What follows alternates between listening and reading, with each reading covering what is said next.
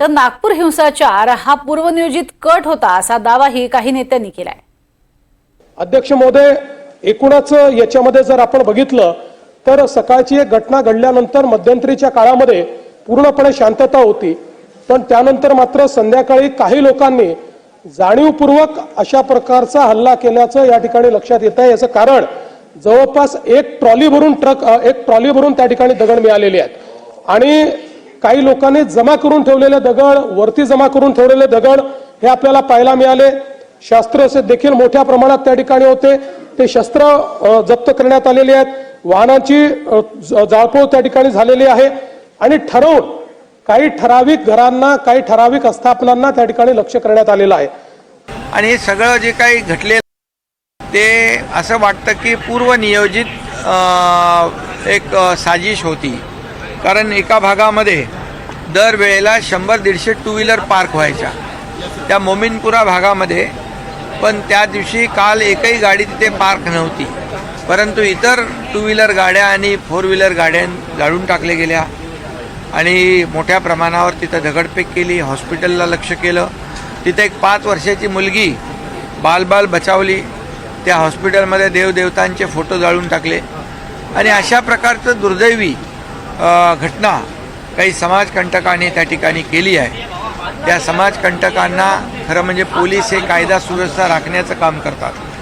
त्या ठिकाणी फायर ब्रिगेडची गाडी आग विझवायला गेली, त्या फायर ब्रिगेडची गाडी तोडून जाळीत टाकली, पोलिसांच्या गाड्यांवर हल्ला केला। खऱ्या अर्थाने हा जो काही समाजकंटकांनी केलेला भ्याड हल्ला आहे त्याचा निषेध मी करतोच।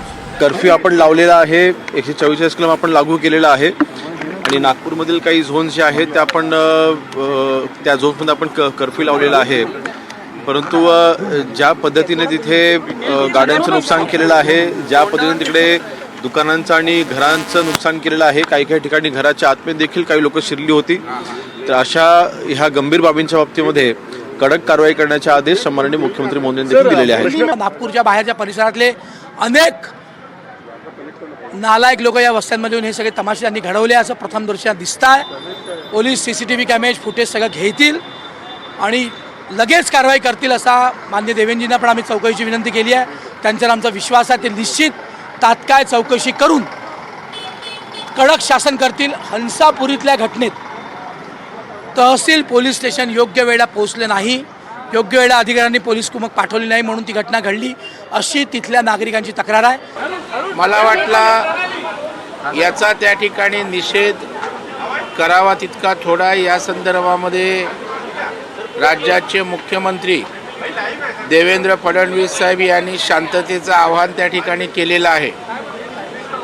नितीन गडकरी साहेबांनी सुद्धा शांततेचं आवाहन केलेलं आहे, तथापि हा पूर्वनियोजित हल्ला किंवा दंगल उसळण्याचा प्रयत्न दिसतोय अशा प्रकारचा आरोपही आमचे आमदार प्रवीण दटके यांनी केलेला आहे आणि या संदर्भामध्ये अशा जर प्रवृत्ती नियोजितपणे जर दंगल करत असतील, कायदा सुव्यवस्था बिघडवत असतील तर त्यांनाही माफ केलं जाणार नाही, हेही स्पष्टपणे राज्याच्या मुख्यमंत्र्यांनी सांगितलेलं आहे।